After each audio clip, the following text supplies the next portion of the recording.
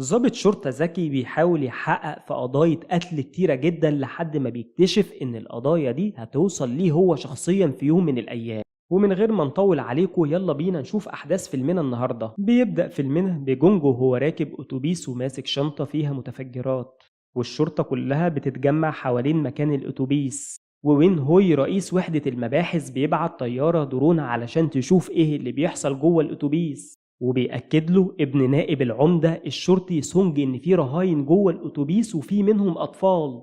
وبيجي تشانج نائب العمدة وبيروح علشان يتكلم مع المفجر جونج، ولكن جونج بيكون خايف وبيحذره يقرب أكتر من الأتوبيس. وبيعرفه تشانج إن هو نائب عمدة المدينة وبيقوله أنت طلبت إنك تشوفني، وبيسأله طلباتك إيه.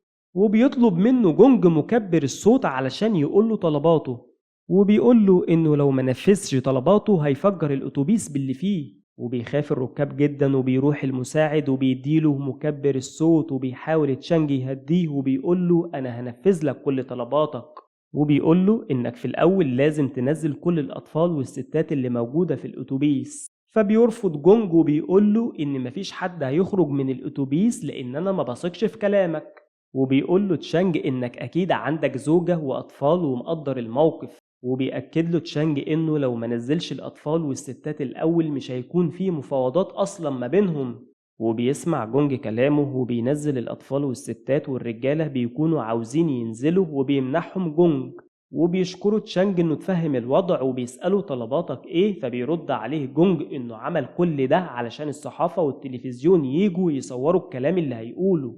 وبيقول له تشانج إن الصحافة والتلفزيون على وصول، قول لي أنت عاوز إيه الأول يمكن نتفاهم. فبيقول له جونج أنت راجل ظالم وفي ناس كتير ظلموني برضه في الحكومة. فبيرد عليه تشانج إنه ما عندوش مشكلة في كل اللي قاله، وطالما المشكلة ما بيني وما بينك مفيش داعي إنك تحجز الرهاين. وبيحاول يهديه وبيقول له ينزل الرهاين وينزل الشنطة اللي معاه وبعدها يقعدوا مع بعض وهو هيحلله كل مشاكله. وبيقول له جونج إن هو موافق إنهم يقعدوا مع بعض بس هو اللي يجي ياخد الشنطة. وبيصدقوا تشانج وبيروح لحد الأتوبيس علشان ياخد الشنطة وبيشجعوه الرهاين وبيقولوا له إن هو خد القرار الصح.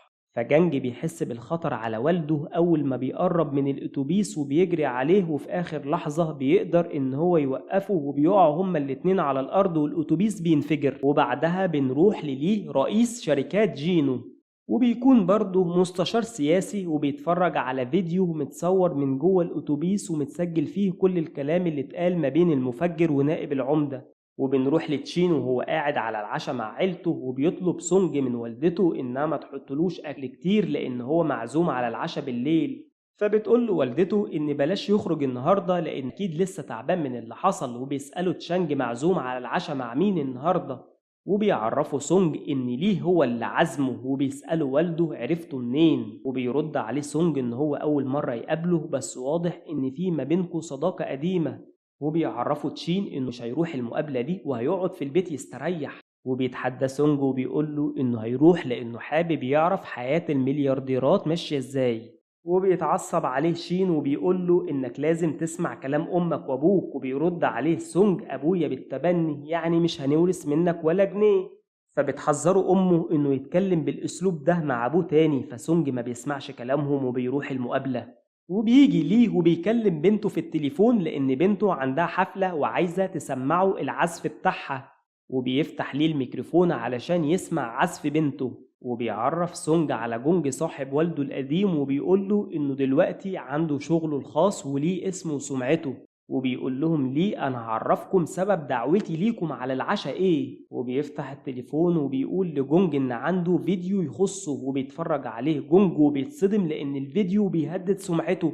وبيترجى ليه علشان يمسحه وما ينشروش. وبياخد منه ليه التليفون وبيرميه في الأكل اللي بيغلي.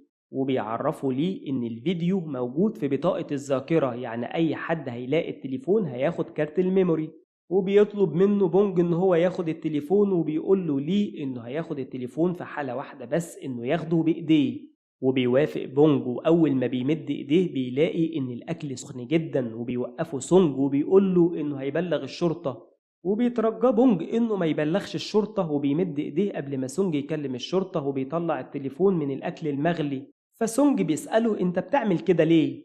فبيعرفوا ليه إن عنده فيديو للانفجار وممكن يفضح والده، بس سونج ما بيهتمش وبيقوله إن تشينج ما يهموش أي حاجة، وبيقوله ليه إنه لازم يعرف والده حتى لو بالتبني إن الفيديو معاه، وبيسيبه سونج وبيمشي. وبعدها بيحضر ليه اجتماع مع الخمسة المؤسسين للشركات وبيعرض لهم على الشاشة كل الإنجازات اللي هو عملها وهو ماسك الشركة، وبيعرفهم إن سنه كبر وهيتقاعد وإنه هيسيب الشركة لحد أمين يقدر يديرها.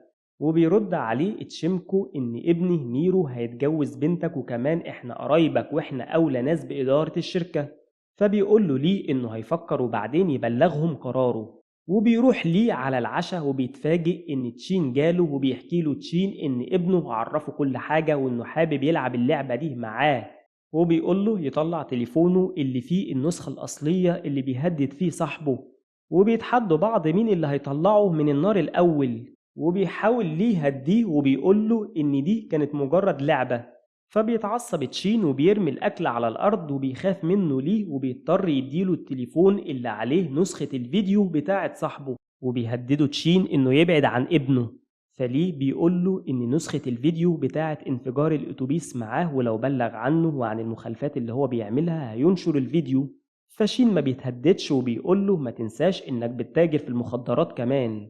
فبيرد عليه ليه إن المخدرات دي أنت اللي حطيتها لي في العربية. فتشين بيقوله حاول تثبت ده لأن محدش هيصدقك. وبيفكروا ليه إن معاه فيديو للتفجير وبيعرفوا تشين إن المفجر اتقبض عليه وبيسيبه وبيمشي. وبنروح للشرطة وبتعرف إن المفجر كان محكوم عليه ب3 سنين قبل كده ومريض بالسرطان، وبيعرفوا إنه يعني مش هيعيش كتير، وبيبدأوا يفكروا إيه الدوافع اللي خلته يعمل كده وبيعرضوا صور الأتوبيس قبل الانفجار. وسونج بيلاحظ إن شنطة المتفجرات كانت حمراء وإن الريموت كان متصل بإيد جونج، وده معناه إن القنبلة كانت تنفجر بمجرد ما يسيب الريموت من إيديه. وبيتأكد سونج إن اللي مقصود من العملية دي هي اغتيال والده نائب العمدة، وبيكون متعصب جدا وبيحاولوا يهدوه وبيقول لهم لازم يقبضوا على اللي كان عاوز يقتل تشانج مرة تانية. فرئيس القسم بيعرفوا إنهم هيحتاجوه وقت التحقيقات، وبيترجاه سونج إن هو اللي يمسك القضية دي وبيوعده إنه هيقبض على القاتل في خلال 48 ساعة، وبيوافق الرئيس. وبيبدأ سونج يعمل تحقيقات مع سو وبيروحوا لمكان الحادثة وبيشوف الكاميرات، وبيلاحظوا إن في شخص هو اللي مد شنطة المتفجرات لجونج وصورته واضحة في الكاميرا. وبيرجعوا الاسم علشان يعرفوا هوية الشخص اللي ظهر في الكاميرات، وبيعرفوا إن اسمه ليو وبيشتغل في شركة بناء ومسؤول عن التفجيرات، وإن هو كمان مختفي من يوم الحادثة. وبيعرفهم الرئيس إن كده الموضوع اتعقد أكتر ولازم يعرفوا مين وراه وإزاي قدر يجيب المتفجرات دي ومين اللي بلغوا بالعملية ويقدموا له التقرير في أسرع وقت. وبيبدأوا تحقيقاتهم وبيعرفوا إن ليو كان شغال في شركة لي ستان وبيشوفوا كاميرات المراقبة وبيلاقوا فيديو لميرو خطيب بنت لي وهو بيخونها. وبيروح سونج علشان يتكلم مع والده وبيشكره والده علشان هو بيحاول يلاقي اللي عايز يقتله، وبيرد عليه سونج ان ده واجبي لان انت اللي ربيتني بس لحد النهارده ما قلتليش مين ابويا وجه الوقت انك تعرفني. وبيرد عليه تشين وبيقول له انا ابوك حتى لو بالتبني بس انا حبيتك واهتميت بيك اكتر من اهلك الحقيقيين. وبيتعصب عليه سونج وبيسأله هتعرفني امتى مين اهلي الحقيقيين، وبيقول له والدي تاجر مخدرات ولا رئيس عصابة وانت لقيتني واتبنتني. وبيأكد له تشين إن من مصلحتك إنك ما تعرفش وتعتبرني أبوك الحقيقي زي ما أنا معتبرك ابني الحقيقي، وبيسيبه وبيمشي. وبيروح سونج هو وفريقه لشركة لي وبيعرفوا إن ليو كان موظف عنده، ولي بيقول لهم إن هو ما يعرفش كل المعلومات عن الموظفين ومش مسؤول عن أفعالهم، وبيسألهم لو كان متهم في حاجة وبيعرفوه إن مفيش حاجة ضده، وهم كانوا جايين يسألوا على ليو وبيسيبوه وبيمشوا. وبينزلوا يستنوا في العربية لحد ما ميرو بينزل بعربيته وبتسأله سو احنا هنراقبه ولا ايه، فبيقول لها اكيد ده اللي هيوصلنا لليو. وبيراقبوه وبيشوفوه وهو بيحط شنطة في خزنة امانات وبيتوقعوا ان ليو هو اللي هيجي ياخدها. وبيفضلوا يراقبوه وبيروح سونج يتكلم معاه وبيوريله الفيديو اللي بيخون فيه بنت ليه. وبيخاف ميرو وبيقول إن هو ما يعرفش أي حاجة عن ليو وبيوريله صورة علاج وبيقوله إن ده اللي وصلك لليه. فليه بيكون بيراقبهم في الوقت ده، وبعدها بيكلم بنته وبيعرفها إن هو موافق على جوازها وإنها تيجي في أسرع وقت، فبتشكره بنته وبتقفل معاه.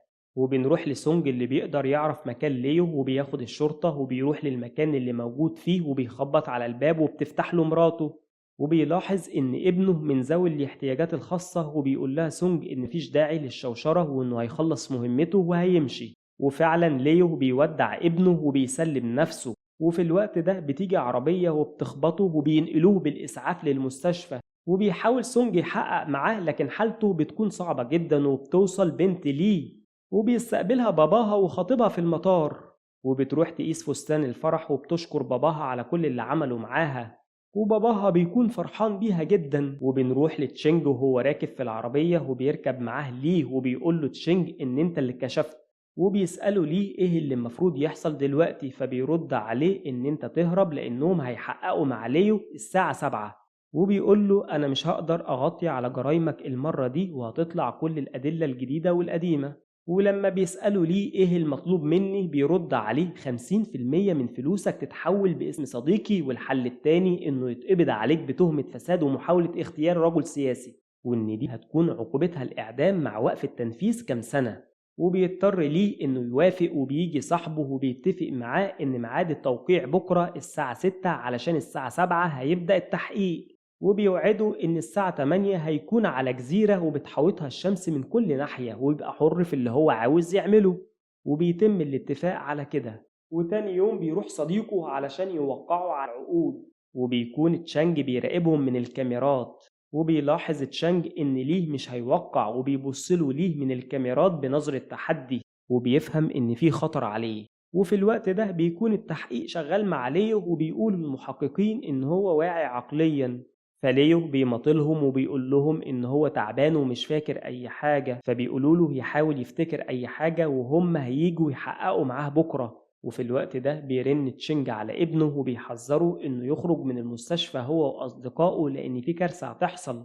وفعلا بيخرجوا المحققين من عند ليو، وفجأة بيحصل أعمال شغب وبيخش مجموعة من العمال والشرطة، وطبعا الشرطة ما بتقدرش تسيطر عليهم، وبيقدروا إنهم يخطفوا ليو. وبيحاول سونج إنه ينقذه لكن ما بيقدرش، وبيحدفوا العامل من فوق سطح المستشفى وبيقع وبيموت. وتاني يوم بيروح سو وسونج لرئيس المباحث وبيعرفهم إن كل الأدلة والشهود يعتبر شبه معدومة. يقول لهم هو مضطر يقل القضية دي، بيتضايقوا وبيطلبوا منه فرصة أخيرة، وبيسمح لهم الرئيس في النهاية. وتاني يوم سونج وهو في شغله بيكتشف جثة مدفونة، وتشينج بياخد الصور وبيروح لليه وبيقول له إن الأسرار القديمة بدأت تتكشف. فليه بيقول له إن أنت أكيد اللي عملت كده. فبتشينج وبيطلع السلاح وبيقول له أنا لو كنت عاوز أعمل كده كنت عملت كده من زمان. وبيقول له إن سونج ما عملش للجثة تحليل الحمض النووي، وبيحذروا تشينج إن دي آخر فرصة ليه ولازم يصلح اللي عمله، وبيسيبه وبيمشي.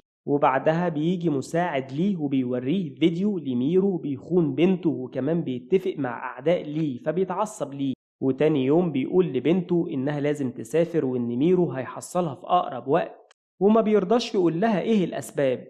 وبعد ما بتمشي بيوري لميرو الفيديو وبيحذره إنه لو فضل ماشي في السكة دي هيخلي ابنه يتولد من غير أب.